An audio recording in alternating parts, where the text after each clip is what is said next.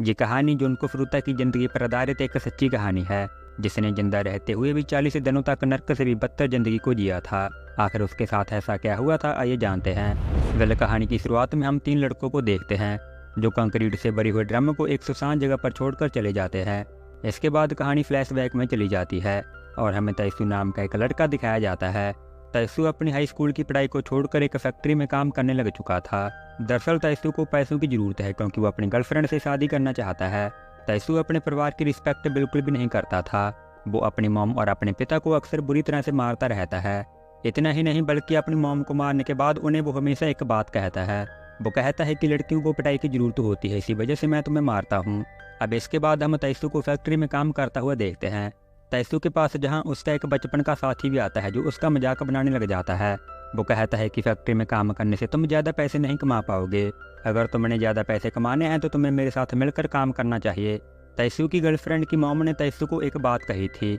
उसने कहा था कि जब तक तुम बहुत सारे पैसे नहीं कमा लेते तब तक मैं अपनी बेटी की शादी तुमसे नहीं कराऊंगी। अब क्योंकि तैसू ने बहुत सारे पैसे कमाने हैं, इसी वजह से वो अपने साथी की बात मान जाता है। तैसू का साथी याकुजा गैंग के लिए काम करता था। वो तैसू को सीधा याकुजा गैंग के लीडर के पास लेकर चला जाता है और अपने बॉस को कहता है कि तैसू मेरा साथी है, यह हमारी गैंग में शामिल होना चाहता है। ये सुनकर याकुजा गैंग का लीडर तैसू को उसकी खुद की एक गैंग बनाने को कहता है। वो कहता है कि तुम एक गैंग बनाओ, सपोर्ट उसको मैं करूँगा। तुम्हें मेरे लिए काम भी करना पड़ेगा, ड्रग्स की स्मगलिंग करनी पड़ेगी। वो ड्रग्स की स्मगलिंग करने के साथ साथ अपनी एक छोटी सी गैंग भी बना लेता है, जिसमें तैसू के अलावा 2 लोग और भी शामिल थे। छोटी छोटी चोरियां करना, लड़कियों को किडनैप कर उनके साथ गंदे काम करना जैसा वजह करने लग गए थे। हालांकि पुलिस इनको कई बार अरेस्ट भी करती है, लेकिन हर बार पुलिस को इन्हें छोड़ना पड़ता है। दरअसल तैसू और उसके दोनों साथियों के याकुजा गैंग के साथ कनेक्शन होने की वजह से सभी इनसे डरते थे। सभी ये जानते थे कि गवाही देने के बाद अंजाम बहुत बुरा होगा। बस इसी कारण से ही इनके खिलाफ कभी कोई गवाही देता ही नहीं था। बिल इसके बाद हमें एक 17 साल की लड़की दिखाई जाती है जिसका नाम जुनको फ्रूता था। जुनको फ्रूता पढ़ने में बहुत अच्छी थी और वो पढ़ाई करने के साथ साथ पार्ट टाइम जॉब भी करती थी, जिसकी वजह से उसे अपने घर में वापस जाने के लिए अक्सर अंधेरा हो जाया करता था। इसी तरह से एक दिन जुनको फ्रूता अपना पार्ट टाइम जॉब करने के बाद साइकिल से वापस अपने घर जा रही थी। रात का समय था और तकरीबन 9 बजे के आसपास का टाइम था।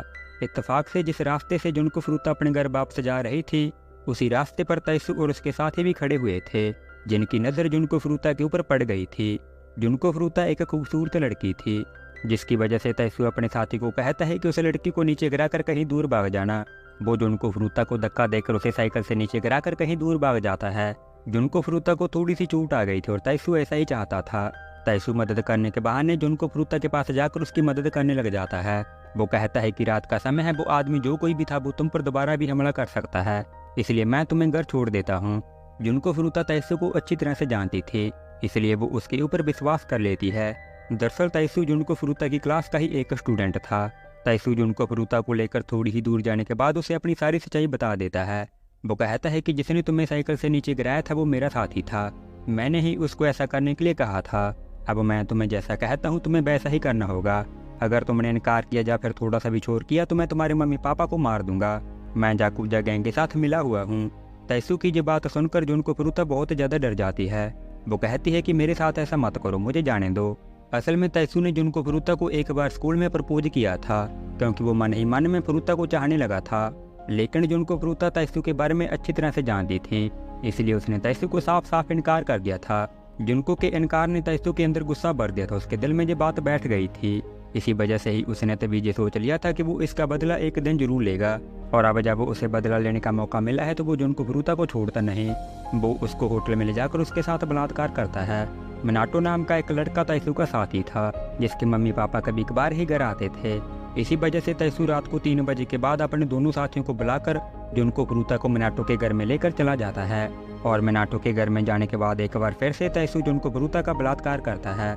इतना ही नहीं बल्कि तैसू के साथ उसके दोनों साथी और मिनाटो भी जुनको फ्रूता का रेप करते हैं। वही दूसरी तरफ जुनको फ्रूता के मम्मी पापा परेशान हुए पड़े थे कि उनकी बेटी आखिर घर क्यों नहीं लौटी है। जी अपनी बेटी को हर जगह ढूंढने की कोशिश करते हैं, लेकिन इनको जुनको फ्रूता का एक भी सबूत नहीं मिल पाता। ऐसे ही एक दिन बीत जाता है और फिर अगले दिन ये पुलिस के पास जाकर अपनी बेटी की मिसिंग रिपोर्ट दर्ज करवा देते हैं। इस बात की जानकारी तैसू और उसके साथियों को भी पता चल जाती है, जिस कारण से तैसू जुनको फ्रूता को कहता है कि तुम्हें अपने घर में फ़ोन कर अपनी मॉम को झूठ बोलना होगा। तुम्हें ये कहना पड़ेगा कि तुम सही सलामत अपने साथियों के साथ कहीं घूमने गई हो। जुनको काफ़ी ज़्यादा डरी हुई थी। इसी वजह से वो अपनी मॉम को फ़ोन लगाकर उन्हें ऐसा ही कहती है। वो कहती है कि तुम फिक्र मत करो, मैं अपने साथियों के साथ कहीं घूमने गई हुई हूँ। जुनको फरुता की माँ जब अपनी बेटी की ज़ुबान से ही ये बात सुनती है तो उसकी सारी टेंशन दूर हो जाती है। इसीलिए वो अपनी बेटी की मिसिंग कंप्लेंट भी वापस ले लेती है। अब इससे तैसू और उसके साथियों को खुली छूट मिल चुकी थी। जिस घर में जुनको फरुता को रखा गया था उसमें जाकूजा गैंग के मेंबरों का और तैसू के साथियों का आना जाना शुरू हो गया था। मतलब कि मिनाटो का घर अब इनकी हब्स का अड्डा बन चुका था। जो कोई भी आता जुनको फरुता का बलात्कार कर चला जाता था। हालांकि जुनको फरुता भागने की कई बार काफ़ी कोशिश भी करती है, लेकिन हर बार उसको पकड़ लिया जाता था। मिनाटो के मम्मी पापा को भी इसके बारे में पता चल चुका था, लेकिन इसके बावजूद भी वो कुछ भी नहीं करते, क्योंकि इस गंदे काम में उनका खुद का बेटा मिनाटो भी शामिल था। धीरे धीरे कर पूरा एक हफ्ता बीत जाता है। इन 7 दिनों में जुनको फरुता के साथ 100 से भी ज़्यादा बार बलात्कार हो चुका था। पूरा दिन बिना कपड़ों के रखना, गैंग रेप करना, बहुत कम खाना देना, बुरी तरह से मारना, जबरदस्ती दारू और सिगरेट पिलाना, ये सब उसके साथ इन 7 दिनों में हो चुका था। इतना ही नहीं बल्कि सर्दियों के टाइम में भी उसे बालकनी में बिना कपड़ों के ही सुलवा दिया जाता था। 9वें दिन जुनको फरुता एक बार फिर से भागने की कोशिश करती है।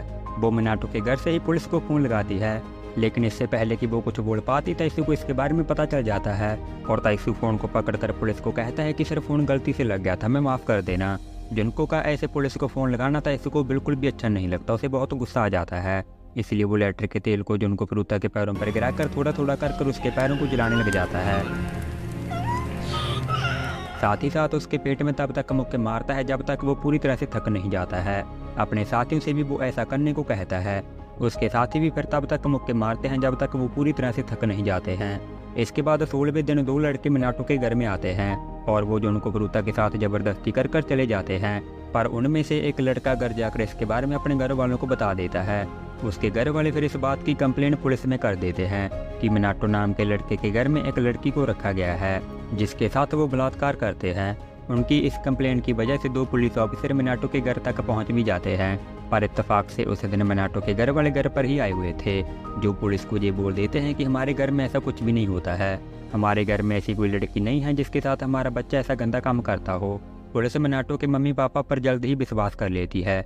वो ऑफिसर घर की तलाशी किए बिना ही बाप से चले जाते हैं। मतलब कि अगर पुलिस वाले घर की तलाशी किए बगैर ना जाते तो जुनको फरुता की ज़िंदगी बच सकती थी। 30वां दिन आते आते जुनको फरुता के साथ बहुत ज़्यादा अत्याचार हो चुका था। पूरे 30 दिनों में 100 अलग अलग लोग 400 बार से भी ज़्यादा बार जुनको का रेप कर चुके थे। एक दिन में ही उसके साथ कई बार ज़बरदस्ती की जाती थी। चारों सिगरेट पीने के बाद अपनी सिगरेट को जुनको फरुता के प्राइवेट पार्ट पर घिसाकर उसको बुझाते थे। मोमबत्ती को जलाकर उसकी गर्म मोम को जी जुनको फरुता के शरीर पर तब तक गिराते जब तक मोमबत्ती पूरी तरह से खत्म नहीं हो जाती थी।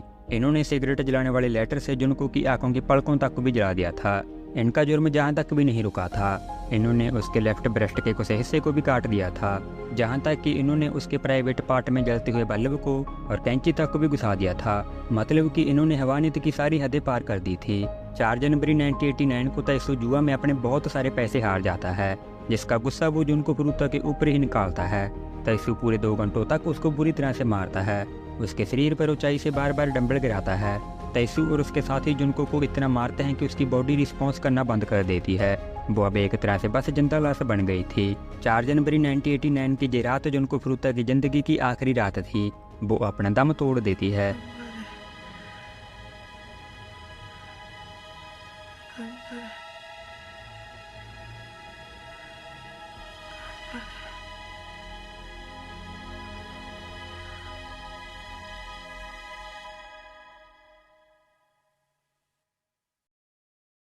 अगले दिन जो फिर चारों मिलकर उसकी बॉडी को एक ड्रम में रखकर उसके अंदर कंक्रीट भरकर उस ड्रम को एक सुनसान जगह पर छोड़कर चले जाते हैं, ये सोचकर कि किसी को इसके बारे में कुछ पता ही नहीं चलेगा।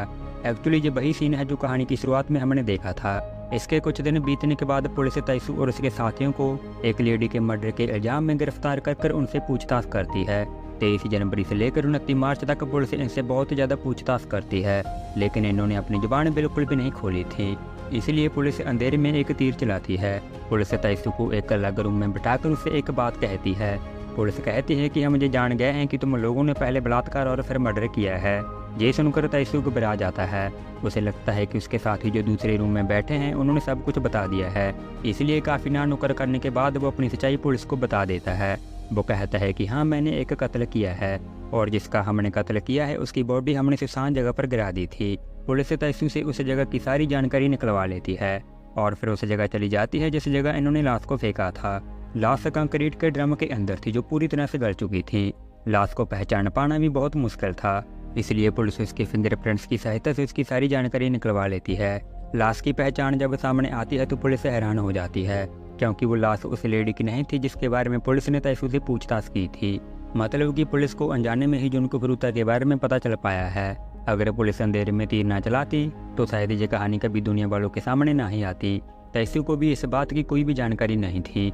उसे लगा था कि पुलिस जुनको फरूता के बारे में ही पूछताछ कर रही है, जबकि ऐसा था नहीं। पकड़े जाने पर ये पूरी कहानी पुलिस को बता देते हैं कि उन्होंने जुनको फरूता के साथ क्या क्या किया था। पूरी कहानी जानकर पूरा पुलिस महकमा भी हिल जाता है। उन्हें भी यकीन नहीं हो रहा था कि आखिर कोई इंसान ऐसा कैसे कर सकता है। कोर्ट में जब इस कहानी को पेश किया गया था तब जज ने भी ये कह दिया था कि इस दुनिया में ऐसा कोई शब्द नहीं है जो जुनको फरूता के दर्द को बयां कर सके। तयस्सू को 20 साल की और उसके साथियों को 9-9 साल की सजा सुना दी गई थी। लापरवाही की वजह से उन दोनों पुलिस ऑफिसर्स को भी सस्पेंड कर दिया जाता है, जो मिनाटो के घर तक पहुंचकर भी तलाशी किए बिना ही वापस आ गए थे। जिस जगह जुनको फरूता की बॉडी को फेंका गया था उस जगह आज आपको मेमोरियल देखने को मिल जाएगा। उस पूरी की पूरी जगह को एक पार्क में तब्दील कर दिया गया है। तो ये थी जुनको फरूता की एक सच्ची दर्दनाक कहानी। इसके बारे में आप अपनी राय नीचे कमेंट सेक्शन में जरूर शेयर करिएगा।